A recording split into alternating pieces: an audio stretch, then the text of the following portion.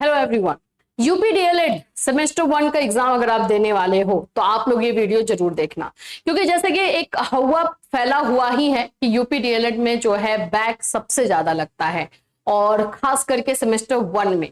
Semester 1 हो या semester 3 हो, जिनका एग्जामिनेशन आपको सितंबर में देखने को मिलेगा, उन लोगों का जो है बैक क्यों लगता है, आखिर में सेमेस्टर 1 का ही बैक क्यों लगता है, आज इसी पर बात करेंगे। और कैसे आप अच्छे मार्क्स लेकर के आ सकते हो एग्जाम में, किस तरह से आप जो है लिखोगे तो आपके मार्क्स भी अच्छे आएंगे और आपको बैक ना लगे, आपके अच्छे हाईएस्ट परसेंटेज बने, इन सभी चीजों के बारे में आज इस वीडियो में बात की जाएगी। तो फ्रेंड्स, चैनल पर पहली बार विजिट करें तो चैनल को सब्सक्राइब कर लेना, बेल आइकन को हिट कर देना। यहाँ पर आप लोगों को यूपी डीएलएड से रिलेटेड हर इंफॉर्मेशन दी जा रही है, एग्जाम से रिलेटेड, साथ ही साथ में आप लोगों के जो है स्कॉलरशिप से रिलेटेड इंफॉर्मेशन, आप लोग का जो है टैबलेट योजना से रिलेटेड इंफॉर्मेशन, सारी चीजें दी जाती हैं। देखिए, अगर हम बात करते हैं यूपी डीएलएड को लेकर के, तो बैक तो लगता है, इसमें कोई डाउट नहीं है। सेमेस्टर 1 में सबसे ज्यादा बैक लगता है और ये रीजन तो है। अब रीजन क्या है? सबसे पहला तो मैं बोलती हूँ एग्जाम पैटर्न। इसका जो एग्जामिनेशन पैटर्न रहता है ना यूपी डीएलएड का, वो थोड़ा सा है, मतलब है क्या, मतलब कि बहुत ज्यादा ही है। तो इसका क्या होता है ना कि एक दिन में आपको 1 से 2 पेपर, कभी कभी ऐसा भी है कि आप लोगों को 3-3 पेपर एक दिन में देने होते हैं। तो अब बच्चा एक दिन में अगर 3 पेपर का एग्जाम दे रहा है तो उसको प्रॉब्लम आ ही सकती है। तो इसमें सबसे पहला काम क्या करना होगा? टाइम मैनेजमेंट का। पहला काम आपको क्या करना है? Time management. कि आपको अच्छे से ये पहले से ही प्रैक्टिस करना है कि एक क्वेश्चन को लिखने में मेरा कितना टाइम जा रहा है, 1 घंटे में मुझे कितना क्वेश्चन अटेम्प्ट कर लेना चाहिए, सारे क्वेश्चंस कैसे मैं कंप्लीट कर लूं, कैसे मैं प्लानिंग करूं कि मेरा हो जाए, ये सभी चीजों का आपको ध्यान रखना होगा। अभी अगर हम बात करते हैं ये टाइम मैनेजमेंट को लेकर के, अगर हम बात ही कर रहे हैं तो इस बात का आपको ध्यान रखना है कि यहाँ पर एक और चीज है कि कुछ पेपर्स जो है आपके 50 मार्क्स के हैं, ठीक है। तो 50 मार्क्स के जो पेपर है उसके लिए 2 घंटे का टाइम मिलता है, और जो 25 मार्क्स के पेपर हैं उनके लिए आपको 1 घंटे का मिलता है। तो दोनों के लिए प्रिपरेशन भी, यानी कि आपकी तैयारी भी अलग अलग तरीके से होनी चाहिए, क्योंकि इसमें क्वेश्चन भी ज्यादा रहेगा, इसमें कम रहेगा। इसमें जो है 50 मार्क्स वाला पेपर में आप लोगों को कॉन्सेप्ट वाइज चीजों को ज्यादा पढ़ने की जरूरत है, क्योंकि क्वेश्चन थोड़ा डीप पूछता है, थोड़ा अंदर से पूछता है। इसमें एक पेपर आप लोग का है बाल विकास, ठीक है। पिछली बार बाल विकास में सबसे ज्यादा बैक लगा था बच्चों का। इसको इंग्लिश में बोलते हैं चाइल्ड डेवलपमेंट, जो आपको जाके आगे चल के सीटेट यूपीटेट में भी पढ़ना है। बाल विकास में बैक लगने का रीजन क्या है पता है? कॉन्सेप्ट नहीं क्लियर है, किसी भी चीज का कॉन्सेप्ट क्लियर नहीं है। हाँ, क्वेश्चन को रट्टा मार लिए चले गए, इतना क्वेश्चन दे दीजिए मैडम, इतना क्वेश्चन दे दीजिए सर, करके चले जाएंगे। ये वाला अगर आप लोग अपना रहे हो फंडा ना, तो सबसे गलत है। और जो इस तरह से अपनाएंगे वो फंसेंगे, सिंपल में बता देती हूँ।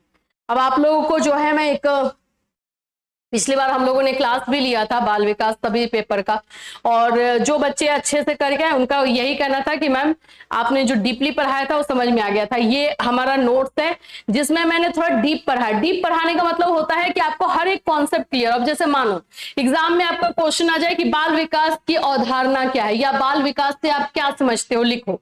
एक तो हिंदी में लिखना है, इंग्लिश का तो कुछ ये है नहीं, और ये क्वेश्चन भी हिंदी में रहेगा तो हिंदी में समझना होगा। तो अब ये वाला क्वेश्चन अगर आपका 2 नंबर का आ रहा है, अगर ये क्वेश्चन आपका 2 मार्क्स का आ रहा है, तो आपको उसी के अकॉर्डिंग लिखना है। 2 मार्क्स के क्वेश्चन को 50 वर्ड्स में लिखना होता है। अब 50 वर्ड्स तक आप काउंट करोगे बैठ करके कि हाँ 50 वर्ड्स मेरा कितने में हो रहा है, नहीं, इसमें दिमाग लगाना पड़ता है। एक लाइन में अगर मेरा 5 शब्द जा रहा है तो मुझे 10 लाइन लिखने हैं, मेरा हो गया 50 वर्ड्स, अप्रोक्सीमेटली ऊपर नीचे चलता है। तो ये इस तरह से करना होता है। तो देखो, अब यहां पर मैंने ये बताया है कि बाल विकास क्या है, यहां से देख लो, 1 2 3 4 5 6 7 8 9 10 यहां तक हुआ है। अब इसमें से 1-2 लाइन आप भूल गए या छोड़ दिए तो हो गया। तो ये देखने में आपको इतना लग रहा है, लेकिन 2 नंबर का यही आंसर है, यही 2 नंबर का आपका आंसर जाएगा।